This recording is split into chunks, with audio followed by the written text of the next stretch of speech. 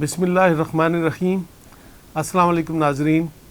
Economy में update with Shahid Ali में खुश आमदीद। सूरत हाल डॉलर की अब तो थोड़ी सी बेहतर नज़र आ रही है, इसलिए कि वो 285 का हाई लगा के अब नीचे 278 रुपये या 278 पर ट्रेड कर रहा है। लेकिन डॉलर इतना अवेलेबल नहीं है मार्केट में।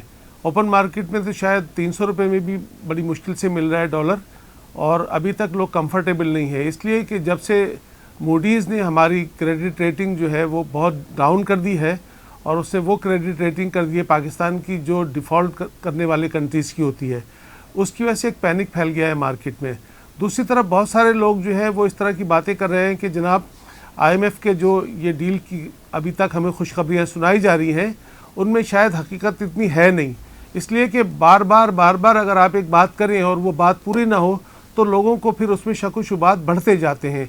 इसहाक डार साहब भी, वज़ीर आज़म भी हमें यकीन दहानी कराते रहे कि बस अब हमारा हो गया स्टाफ लेवल एग्रीमेंट और बस 2 दिन में हो जाएगा, 4 दिन में हो जाएगा, लेकिन अभी तक कोई भी अच्छी खबर कहीं से नहीं आ रही। इसलिए कि इसहाक डार साहब तो प्रेस कॉन्फ्रेंस करके भी यकीन दहानी कराते हैं, लेकिन जो IMF है उनके ऑफिशियल्स की तरफ से अभी तक कोई कंफर्मेशन नहीं आ रही। हालांकि हमने उनकी तमाम शराइत, जो बड़ी शराइत थी जिसमें डॉलर को उन्होंने कहा था मार्केट के ऊपर से छोड़ दें और डिमांड सप्लाई खुद मार्केट प्राइस उसकी तय करेगी, वो हमने कर दिया। उन्होंने कहा कि रेट ऑफ इंटरेस्ट आप 20% कर दें, वो 20% कर दिया। उसके बाद उन्होंने कहा कि भाई बिजली के निर्ख आप 7 रुपये बढ़ा दें, वो बढ़ा दिए। 74% हमने गैस के निर्ख बढ़ा दिए।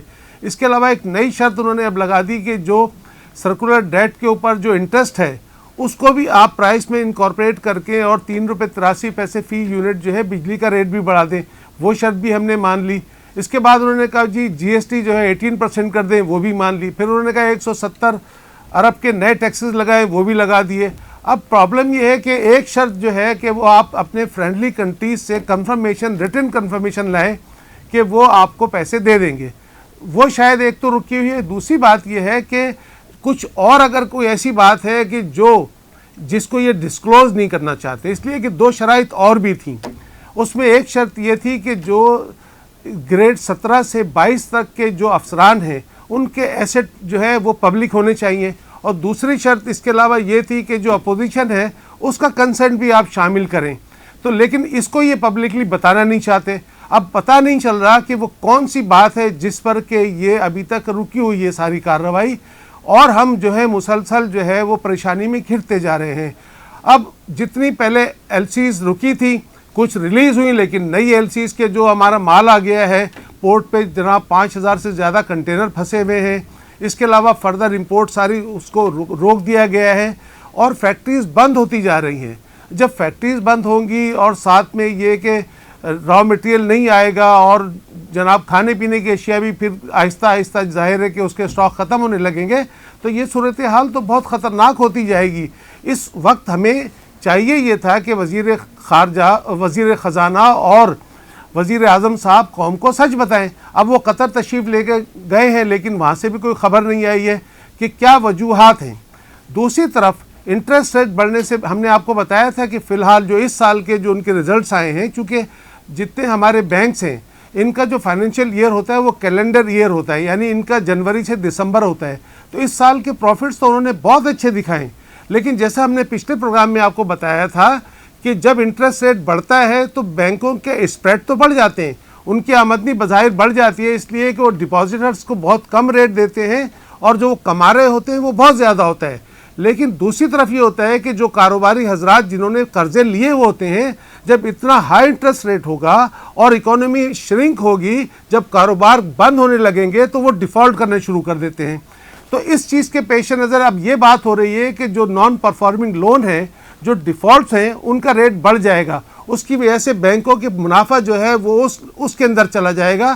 फिर इसके अलावा एक और मसला ये हो गया है कि मूडीज़ ने न सिर्फ ये कि हमारे मुल्क की क्रेडिट रेटिंग को डाउनग्रेड किया, बल्कि उसने अब मुल्क के जो 5 बड़े बैंक हैं उनकी क्रेडिट रेटिंग को भी डाउनग्रेड कर दिया है, जिसमें सर फहरिस्त Habib Bank, UBL, MCB, Allied Bank और नेशनल बैंक ऑफ पाकिस्तान।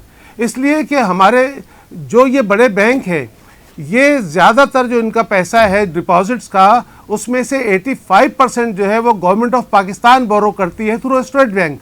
तो अब चूंकि जब डिफ़ॉल्ट का ख़तरा सर पे मंडला रहा है, जब मुल्क के डिफ़ॉल्ट का ख़तरा मंडला रहा है, तो उसकी वजह से उन्होंने बैंकों की क्रेडिट रेटिंग भी बहुत ज़्यादा डाउनग्रेड कर दी है, जिसकी वजह से पैनिक फैलने का ख़तरा है और ये बहुत ख़तरनाक सूरत हाल है।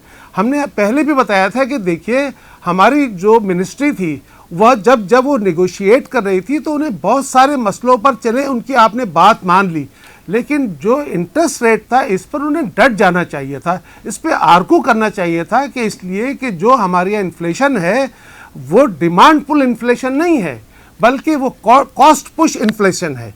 और जब कॉस्ट पुश इन्फ्लेशन होता है उसको इंटरेस्ट रेट से कंट्रोल नहीं किया जा सकता, इसलिए कि आप इंटरेस्ट रेट बढ़ाकर डिमांड को सप्रेस कर सकते हैं। डिमांड तो पहले ही कम है, उसको आप क्या कर सकते हैं। तो इसका मतलब ये हुआ कि हमारी मिनिस्ट्री में जो लोग हैं वो इतने कॉम्पिटेंट नहीं है, वो इतना अच्छी तरह से चीज़ों को प्रेजेंट नहीं कर सकते, कन्विंस नहीं कर सकते। अब हो ये रहा है कि न सिर्फ ये कि बैंकों के एनपीएल बढ़ जाएंगे, बल्कि जो हमारा सरकारी जो ख़जाना है उसके ऊपर इतना बड़ा बोझ पड़ेगा। जैसे हमने पहले भी आपको बताया था कि जब हमारा बजट बना था जून में, उस वक्त 13% का इंटरेस्ट रेट था, तो हमने जो अपना टोटल इंटरेस्ट का बजट में रखा था वो 4,500 अरब रखे थे, लेकिन जब इंटरेस्ट रेट को हमने 17% किया तो वो तखमीना 5,200 अरब चला गया। और अब अगर 20% कर दिया और वो कह रहे हैं इससे भी ऊपर जाना है आपको, तो इसका मतलब है अगर 6,000 अरब हमारा सिर्फ इंटरेस्ट बनेगा और टोटल एफबीआर की आमदनी 7,470 है, तो आप मुझे बताइए कि ये मुल्क चलेगा कैसे। तो ये बात समझाने की थी, यहाँ पर बात करने की थी, लेकिन हो ये रहा है कि शायद इनकी प्रायोरिटीज़ कुछ और हैं, इसलिए कि यहाँ पर कॉम्पिटेंसी से ज़्यादा जो है वो सियासत का अमल दखल है। हमें अपने मुल्क का सोचना चाहिए था और उस हिसाब से निगोशिएट करना चाहिए था।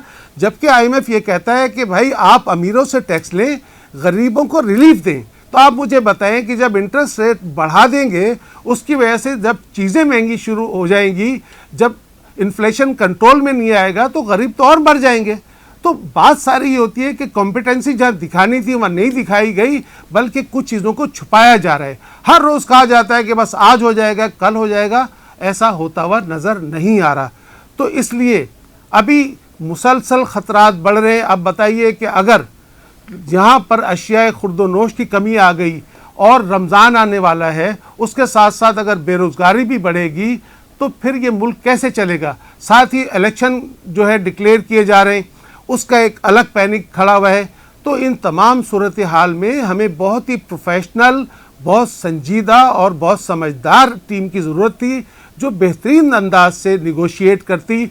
और चूँकि हमारी टीम पर शायद लोगों का एतबार भी कम है, इसलिए हमारे फ्रेंडली कंट्रीज़ जो हैं अभी तक वो लिख कर देने को तैयार नहीं हैं कि वो हमारी कितनी मदद करेंगे, सिवाय एक चाइना के, जिसने अभी हमें 700 प्लस 500 यानी 1.2 बिलियन डॉलर उसे दिए हैं, जिसकी वजह से हमारे जो रिजर्व्स हैं थोड़े से इम्प्रूव हो गए, वो 4 बिलियन से थोड़े ऊपर चले गए। लेकिन दूसरी तरफ हमें जून तक 7 अरब डॉलर की पेमेंट करनी है, उसका अभी तक कोई इंतज़ाम नहीं है। फिर इसके बाद एक और बात ये कही जा रही है कि अगर ये आईएमएफ का प्रोग्राम हमें मिल भी जाता है और ये फाइनल ट्रेंच जो 1.2 बिलियन की मिल रही है मिल भी जाएगी, तो मुझे बताइए कि जो हमें अगले साल 35 अरब डॉलर की पेमेंट करनी है, उसके अगले साल फिर 35 अरब डॉलर की पेमेंट करनी है, वो पैसा कहाँ से आएगा। बात सारी ये है कि जिन लोगों ने ये कर्जे लिए हैं पहले, उन लोगों ने डेट फिक्स की होगी ना, हम कब कब पेमेंट करेंगे।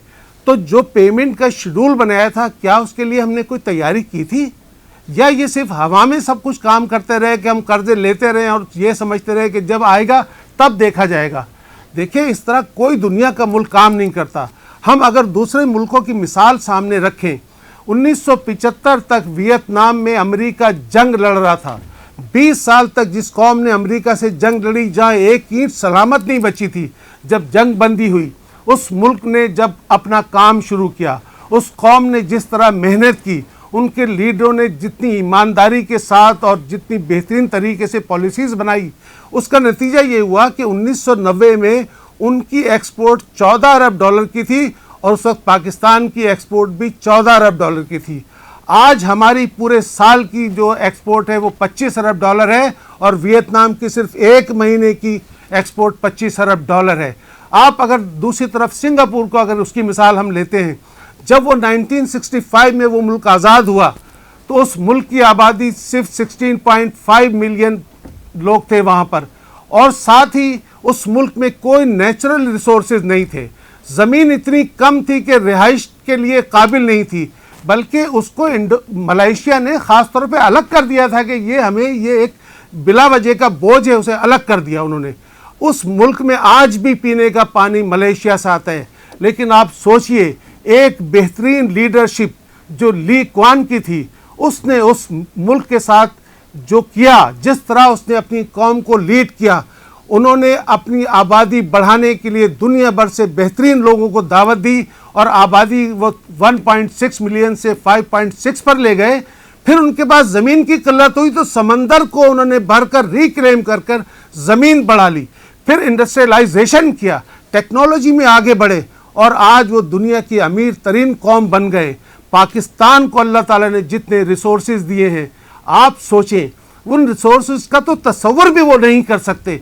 जिस मुल्क में अभी भी काबिल काश्त रकबा जो है वो 80 हेक्टर मिलियन है, जिसमें से सिर्फ 20 मिलियन हेक्टर पर हम काश्त कर रहे हैं और 60 मिलियन हेक्टर हमारा ज़ाया है, अनयूज्ड है। और जहां एक इतना बड़ा दरिया है जो तकरीबन 1100 किलोमीटर लंबा दरिया है, सिंध पूरे मुल्क में है, और एक बेहतरीन नहरी निज़ाम है। उसके साथ हमारे पास समंदर है जिसमें 2 दर्जन से ज़्यादा खूबसूरत बीचेस हैं। इसके अलावा पूरा नॉर्दर्न एरिया जहां पर इतने खूबसूरत जंगलात हैं। इसके अलावा पाकिस्तान वो वाहिद मुल्क है दुनिया का जिसके पास 7000 से ज़्यादा ग्लेशियर्स हैं। इन तमाम रिसोर्सेज के अलावा बलोचिस्तान जो है वो कुदरती जो मादनियात हैं उससे माला माल है। लेकिन मसला सिर्फ ये है कि जो हमारी लीडरशिप है वो बजाय इसके कि वो कौम को लीड करे, रिसोर्सेज पर तवज्जो दे, अपने मुल्क के लिए काम करे, वो अपनी ज़ाती मफादात का सोचते हैं और उससे बाहर नहीं निकल रहे। अगर ये पॉलिसी कंटिन्यू रहेगी तो ये मुल्क आगे नहीं बढ़ सकेगा। लिहाजा हमारी अब भी हम अपील करते हैं कि खुदारा होश के नाखून लीजिए और पूरी दुनिया में इस मुल्क और कौम का मजाक बनने से रोकिए और सही फैसले कीजिए। इंशाअल्लाह मुस्तकबिल बहुत ताबनाक होगा। इन्हीं अल्फाज के साथ इजाज़त चाहते हैं। अल्लाह हाफिज़।